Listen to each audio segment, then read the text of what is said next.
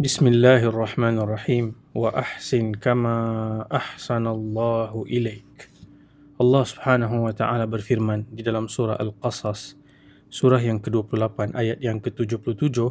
Allah kata kepada kita semua, berbuatlah baik kepada hamba-hamba Allah, kepada makhluk-makhluk Allah, kama ahsanallahu ilaik, sebagaimana Allah telah berbuat baik kepadamu dengan pemberian nikmatnya yang melimpah ruah, yang banyak, yang luas.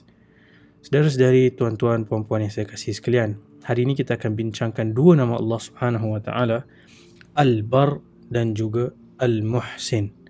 Kedua-dua nama ini membawa erti Allah yang maha baik, yang amat dermawan, yang amat luas kebaikannya dan tinggi kecemerlangan kebaikannya. Al-Bar datang daripada huruf akar ba dan juga ra, iaitu kebaikan yang sangat luas, expansion of good.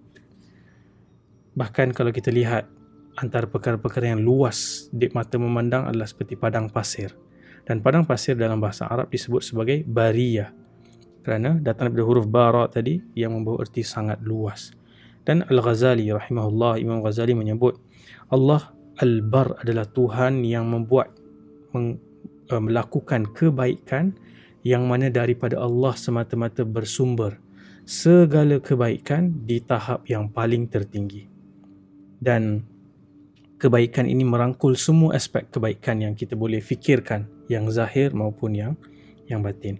Misalnya dalam surah At-Tur, Allah Subhanahu wa taala berfirman dalam ayat yang ke-28, Inna kunna min qablu nad'uh innahu huwal barrur rahim.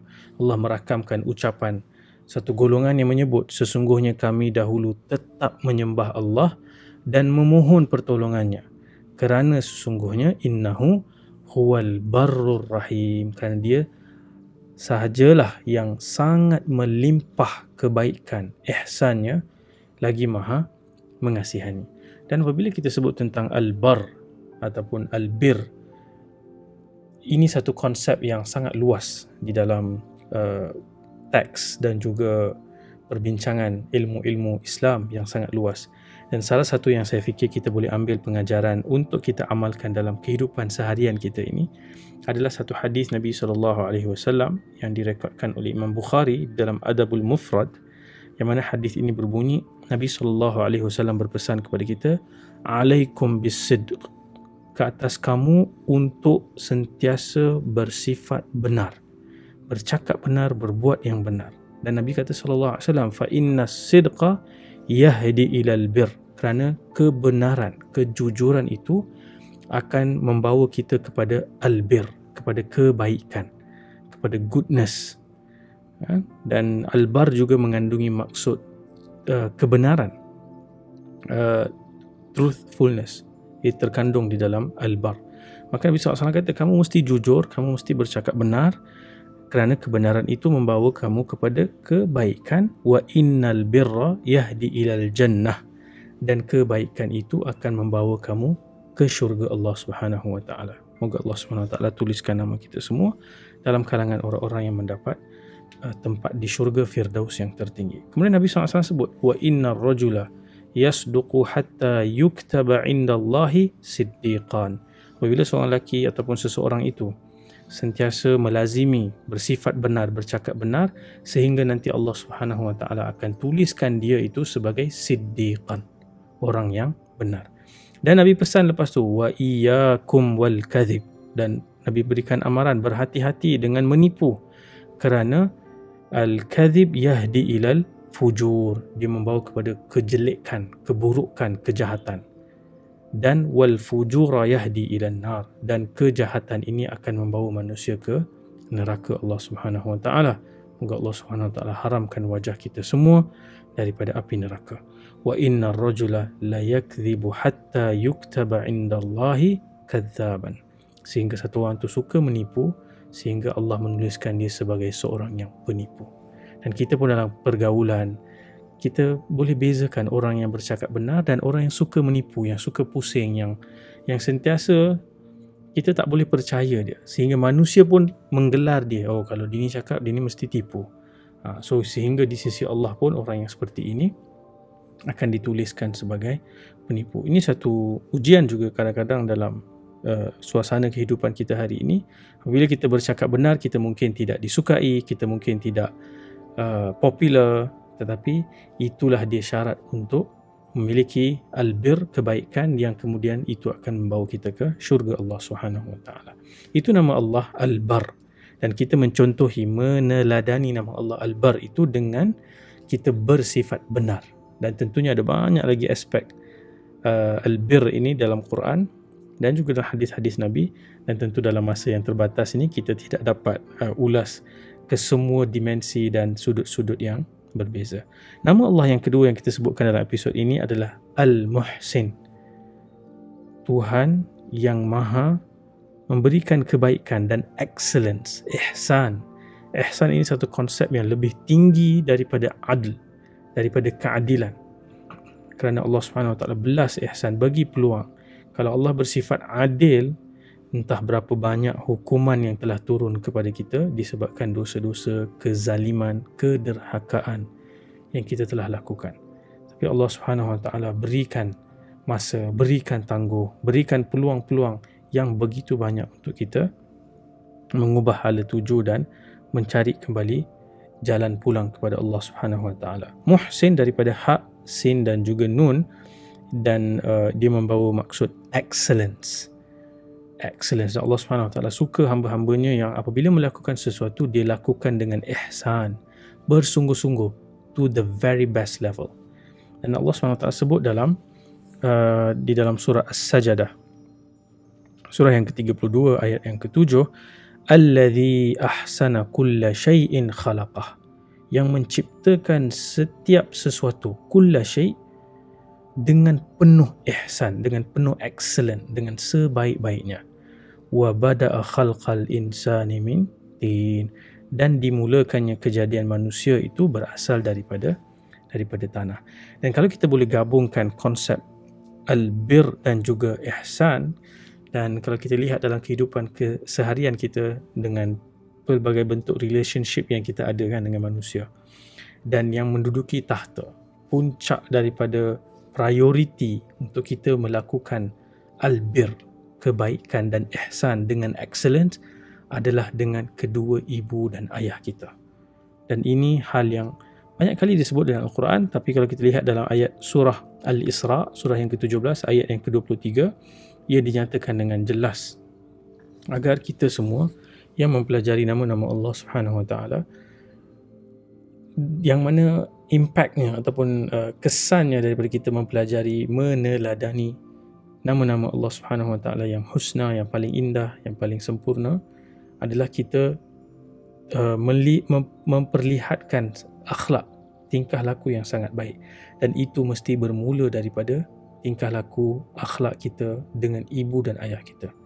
Apa guna kalau di luar kita baik pada orang, tapi di rumah, di depan ibu dan ayah kita, kita bersifat sebaliknya.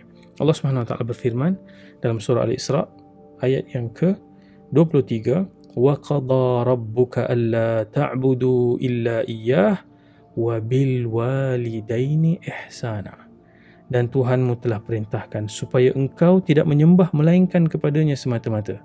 Bayangkan, melakukan kebaikan kepada ibu dan ayah ini Allah Subhanahu Wa Taala letakkan ranking nombor 2 setelah tidak mensyirikkan Allah Subhanahu Wa Taala. Kamu tidak menyengutukan Allah, tidak mensyirikkan Allah dengan apapun, kemudian kamu dengan ibu dan ayah bersifat sangat excellent, sangat baik. Wa bil walidaini ihsana, dan hendaklah kamu berbuat baik kepada ibu dan bapa. Imma yablughanna 'indaka al-kibara ahaduhuma aw kilahuma, kalau salah seorang dari keduanya atau kedua-duanya sekali sampai kepada usia tua, kan, dalam jagaan kamu, fala taqul lahuma uffin, jangan sekali-kali menggunakan apa sahaja bentuk expression, perkataan, memek muka yang melukakan. Walaupun perkataannya di sini Allah sebut uff. Uff ni cara orang Arab nak buat macam tu, ish, some kind of rejection ataupun memperlihatkan ketidaksukaan. Wala tanharhuma wa qul lahuma qawlan karima. Dan Allah SWT kata, janganlah engkau menengking, menyergah mereka, jangan naikkan suara, tetapi katakanlah kepada mereka dengan perkataan yang karima, mulia, sopan santun. Dan ini boleh jadi satu ujian yang besar kepada ramai dalam kalangan kita. Dan sometimes untuk bersifat baik, menunjukkan akhlak yang saleh, bercakap lemah lembut dengan strangers, dengan orang-orang kat luar ni, tak susah mana. Tapi dengan ibu dan ayah kita sendiri, di situlah the real test. Sebahagian kita diuji dengan situasi, suasana yang tertentu yang menguji kesabaran ke tahap yang tertinggi.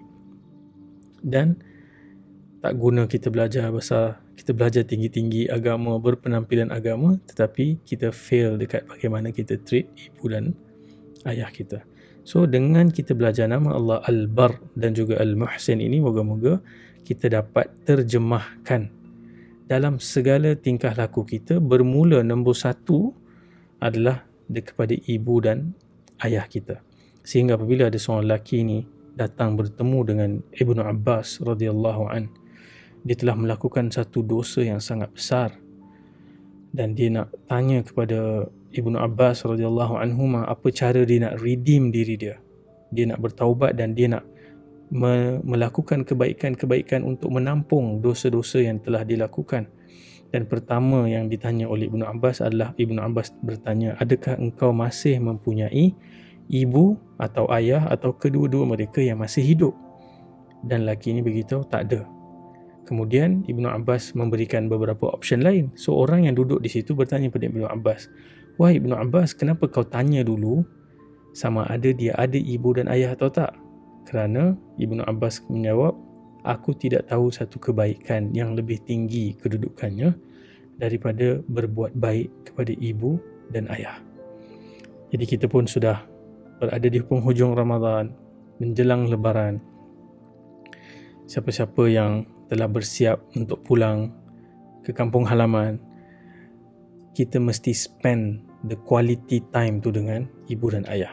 Tak usahlah kita balik kampung sibuk lagi dengan screen time kita, dengan sembang sambil jawab WhatsApp kawan-kawan yang entah ada di mana, tetapi yang ada di depan mata ini kita lukai perasaan mereka. Apalah nilai untuk kita balik jauh-jauh untuk berada di sisi ibu dan ayah kita tapi kemudian melukakan mereka. Jadi set dan azam sekuat hati supaya bukan hanya disebabkan Lebaran, all the time. This is applicable all the time. Setiap kali kita berinteraksi, spend masa dengan ibu dan ayah kita, kita jadikan itu masa yang sangat berkualiti dan kita bercakap, bertingkah laku dengan bir dan juga ihsan, dengan kebajikan, dengan kebaikan dan juga di tahap yang excellent, insya-Allah. Moga-moga Allah SWT bantu kita melalui berbuat baik kepada ibu dan ayah. Kalau yang masih hidup, dengan semua options yang available. Kalau yang sudah meninggal dunia, dengan mendoakan, dengan melakukan amal-amal saleh bagi pihak mereka. Moga dengan itu kita dapat meraih syurga Firdaus yang tertinggi bersama para Nabi, orang-orang saleh, dan tentunya kita ingin di syurga itu nanti bersama dengan ibu dan ayah, adik-beradik, keluarga, rakan-rakan kita semua, insya-Allah. Sekian, Assalamualaikum warahmatullahi wabarakatuh.